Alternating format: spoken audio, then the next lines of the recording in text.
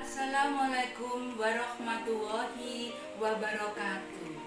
Salam sehat untuk kalian semuanya. Sebelum kita mulai pelajaran biologi, mari kita berdoa. Kita ucapkan basmalah secara bersama-sama.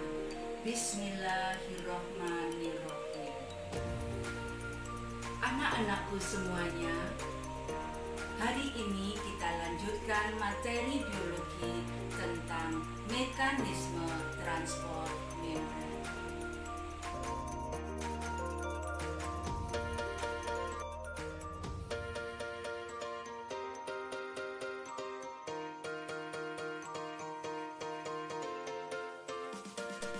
Sebelum kalian belajar mekanisme transport membran, terlebih dahulu kalian harus pahami tentang membran plasma.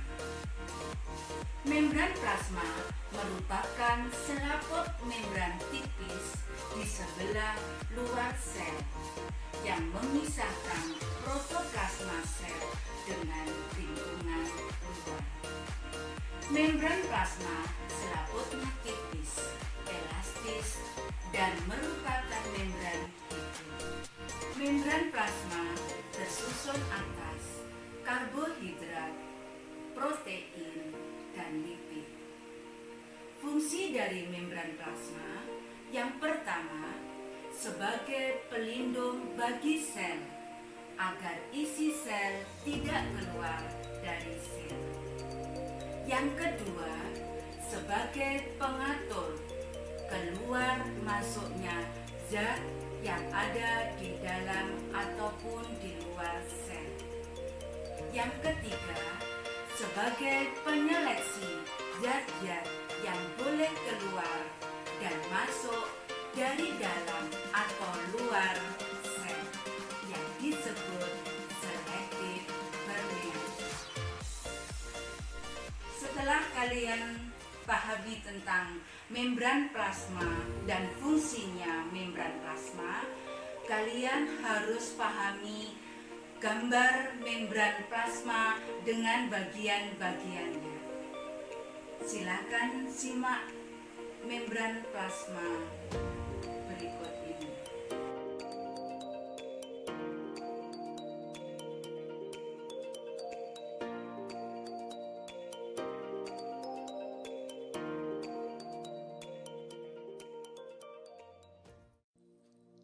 Baik sel hewan, sel tumbuhan, maupun sel manusia, untuk mempertahankan kelangsungan hidup sel tersebut, maka sel-sel itu selalu berinteraksi dengan sel lainnya maupun dengan lingkungannya. Transport zat melalui membran bertujuan antara lain: 1. Memasukkan gula, asam amino, dan nutrisi lain yang sangat diperlukan oleh sel. 2. Memasukkan oksigen dan mengeluarkan karbon dioksida pada proses respirasi sel. Yang ketiga, mengatur konsentrasi ion anorganik di dalam sel, contohnya ion natrium, kalium, kalsium, dan klorida. Keempat, membuang sisa-sisa metabolisme yang bersifat racun. Kelima, menjaga kestabilan pH. Keenam, menjaga konsentrasi suatu zat untuk mendukung kerja enzim. Mekanisme transport melalui membran plasma ada dua macam. Yang pertama, transport pasif. Transport pasif merupakan transportasi sel yang dilakukan melalui membran tanpa membutuhkan energi. Transport pasif terjadi karena adanya perbedaan konsentrasi antara zat yang berada di dalam sel dengan zat yang berada di luar sel. Transport pasif meliputi difusi, difusi dipermudah, dan osmosis. Yang kedua, transport aktif. Transport aktif adalah transport zat melalui membran yang melawan gradien konsentrasi, yaitu dari konsentrasi rendah ke konsentrasi yang lebih tinggi, sehingga memerlukan energi. Energi yang diperlukan berupa ATP, adenosin trifosfat,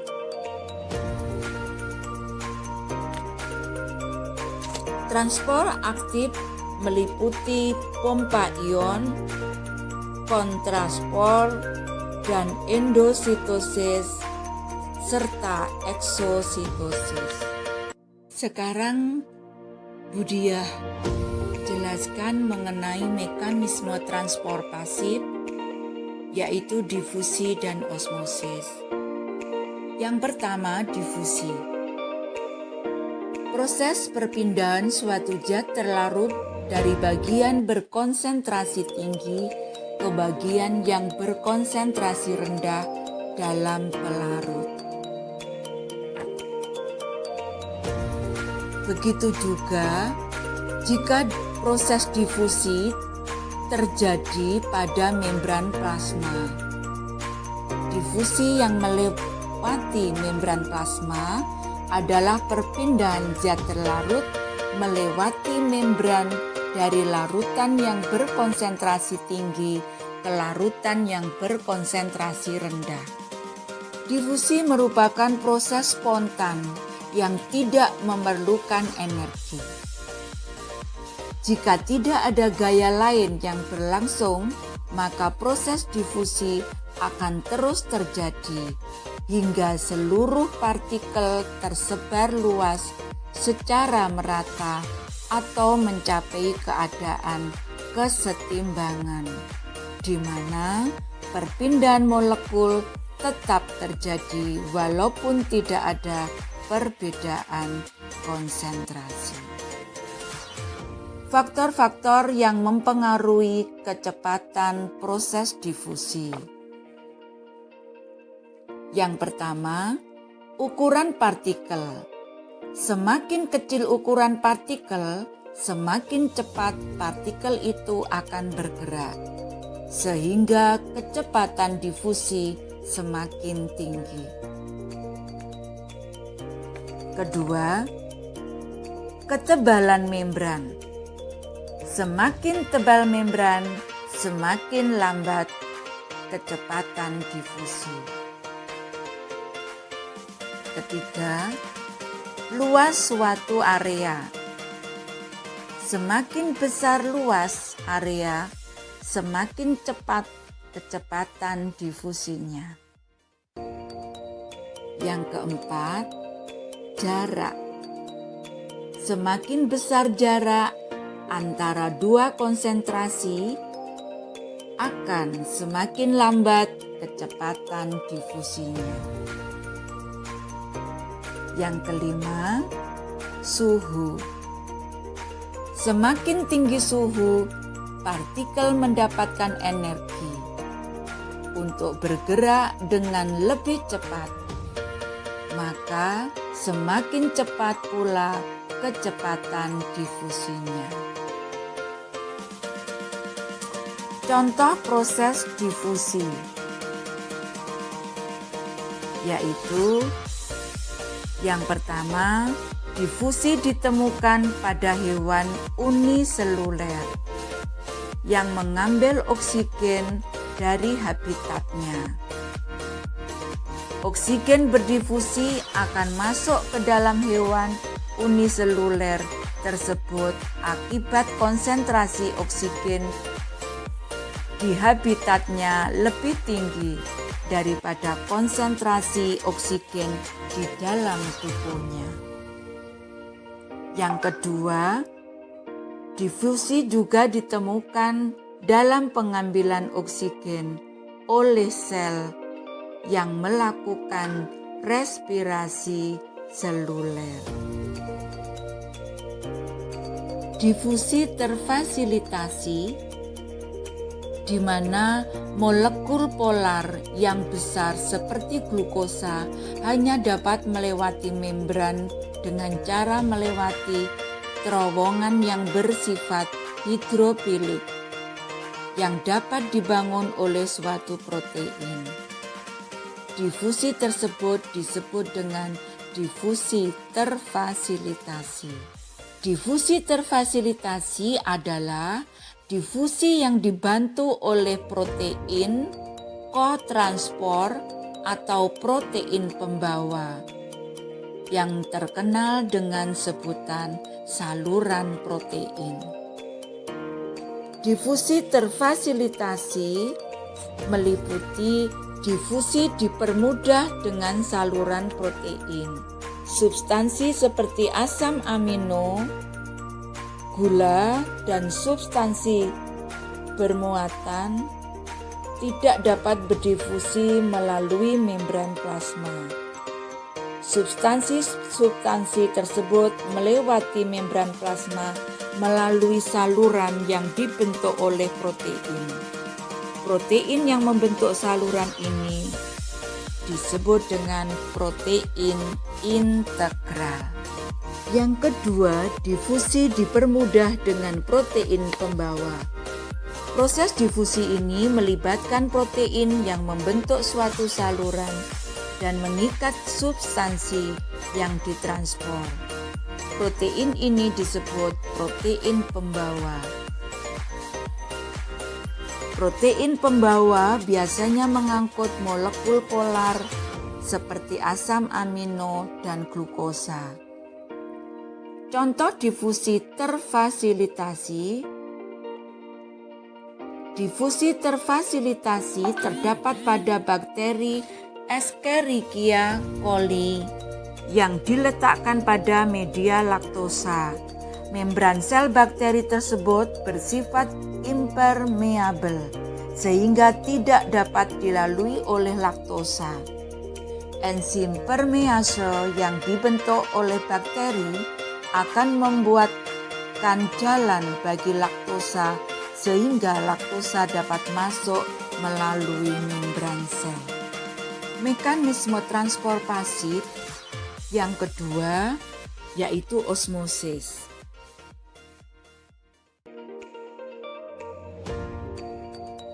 Osmosis merupakan proses perpindahan molekul pelarut melalui selaput semi-permeabel dari bagian yang lebih encer ke bagian yang lebih pekat, atau dari bagian yang konsentrasinya pelarut rendah atau hipotonis ke konsentrasi pelarut tinggi atau hipertonis. Membran semi-permeabel harus dapat dilewati oleh pelarut, tetapi tidak oleh zat terlarut yang mengakibatkan gradien tekanan sepanjang membran. Pada dasarnya, osmosis adalah merupakan peristiwa difusi air melalui membran semi-permeabel. Membran semi-permeabel sendiri merupakan membran atau penghalang yang memungkinkan hanya beberapa molekul atau zat untuk menyeberang.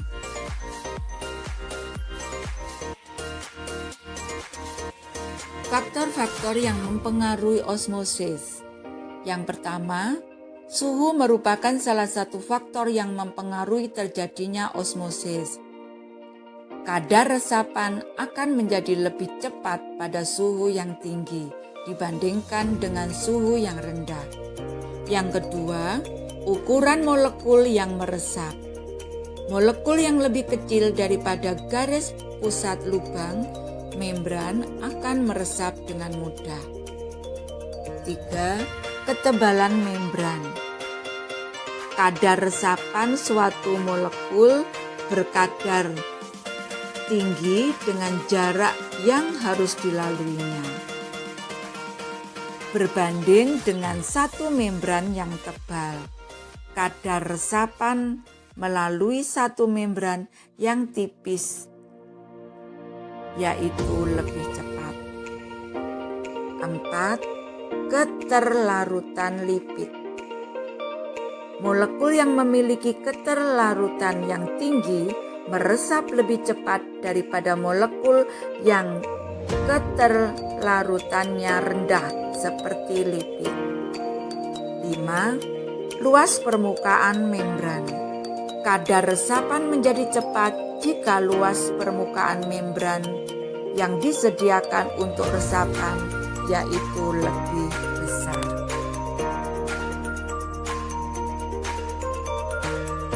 Beberapa jenis larutan yang bisa terjadi dalam osmosis. 1. Larutan hipotonik. Ketika konsentrasi keseluruhan zat terlarut lebih rendah di luar sel daripada di sitosol. Kita mengatakan bahwa sel dalam larutan hipotonik, air mengalir ke dalam sel melalui osmosis. Untuk mencoba menyamakan konsentrasi zat terlarut di kedua sisi membran. Kedua, larutan hipertonik. Larutan hipertonik adalah salah satu di mana konsentrasi zat terlarut keseluruhan lebih tinggi daripada di sitosol. Ketiga, larutan isotonik. Jadi, jika sel-sel kita ingin tetap memiliki volume yang sama tanpa bengkak atau menyusut, mereka harus dalam larutan isotonik, di mana konsentrasi zat terlarut sama dengan konsentrasi dalam sitosol. Contoh osmosis dalam kehidupan sehari-hari, yaitu kentang dan air, kemudian garam dan tubuh makhluk hidup.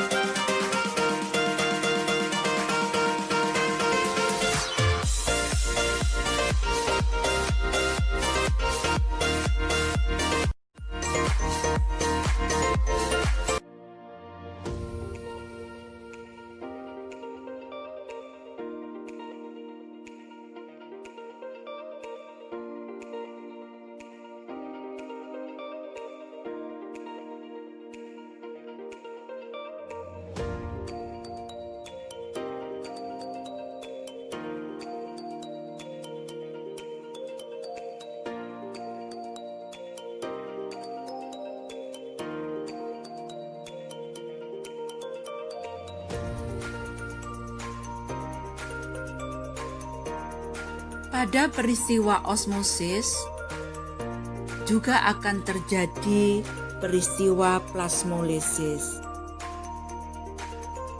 yaitu pada sel tumbuhan, alga ataupun jamur yang memiliki dinding sel.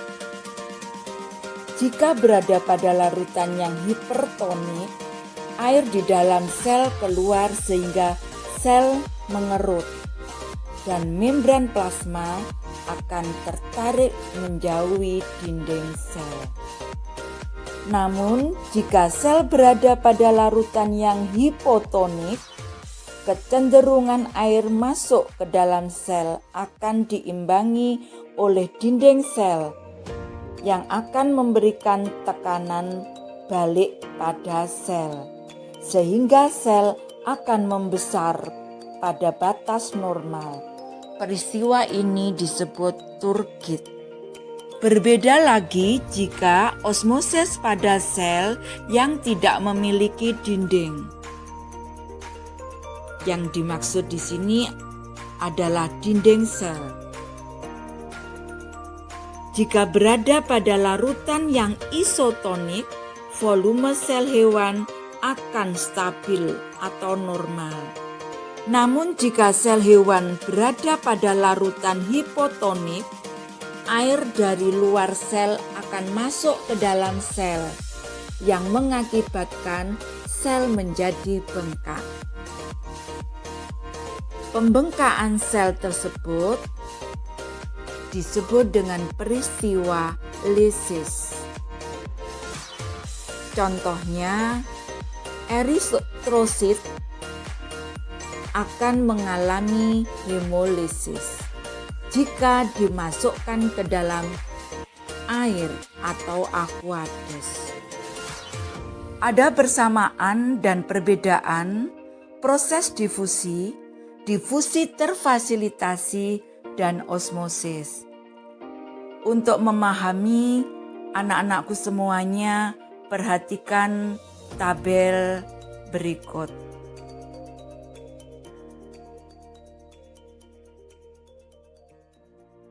Transport aktif merupakan pemindahan zat-zat yang menggunakan energi untuk mengeluarkan dan memasukkan ion-ion dan molekul-molekul melalui membran sel yang bersifat permeabel.